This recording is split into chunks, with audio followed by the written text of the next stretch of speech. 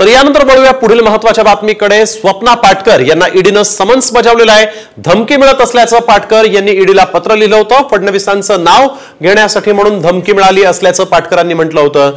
पत्राचाळ प्रकरणी ईडी पुन्हा चौकशी करणार आहे। पत्राचाळ प्रकरणी ईडी पुन्हा सक्रिय झाल्यामुळे संजय राऊत यांच्याही अडचणी वाढण्याची शक्यता आहे। वैदेही काणेकर आमच्या प्रतिनिधी यावेळेस आपल्याबरोबर फोन लाईन वरून जोडले गेले आहेत। वैदेही, नेमकं काय या समन्समध्ये म्हटलं गेलेलं आहे, नेमकं हे प्रकरण काय, थोडक्यात सांगाल?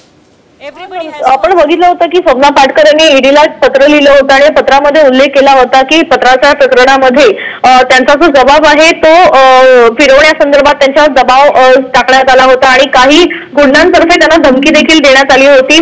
म्हणजेच स्वप्ना पाटकर यांनी पत्राच्या प्रकरणामध्ये संजय राऊत यांच्या विरोधात जे आहे ते स्टेटमेंट दिलं होतं आणि त्या स्टेटमेंटला जे आहे ते एक बदलण्यात यावं यासाठी त्यांच्यावर दबाव तंत्र वापरण्यात आलं होतं आणि बलात्कार करून मारून टाकण्यात येईल अशा संदर्भातली खरं तर धमकी देखील त्या पत्रामध्ये देण्यात आली होती आणि या सगळ्या प्रकरणाला आता ईडीने देखील गांभीर्याने घेतलेलं आहे। या प्रकरणामध्ये आता नेमकं काय काय त्यांना धमकी आली, कोणाकोणाचे कॉल आले, या सगळ्या प्रकरणामध्ये चौकशी जी आहे ती ईडी करणार असल्याची माहिती मिळते आहे। त्यामुळे 3 वाजता स्वप्ना पाटकर ईडी कार्यालयामध्ये दाखल होणार आहेत। त्याचबरोबर त्यांच्यासोबत शिवसेना आघाडीच्या महिला कार्यकर्ते आणि नेत्या देखील त्या ठिकाणी त्यांच्यासोबत उपस्थित असणार आहे। बिलकुल, धन्यवाद वैदेही आपण दिलेल्या या सविस्तर माहितीसाठी।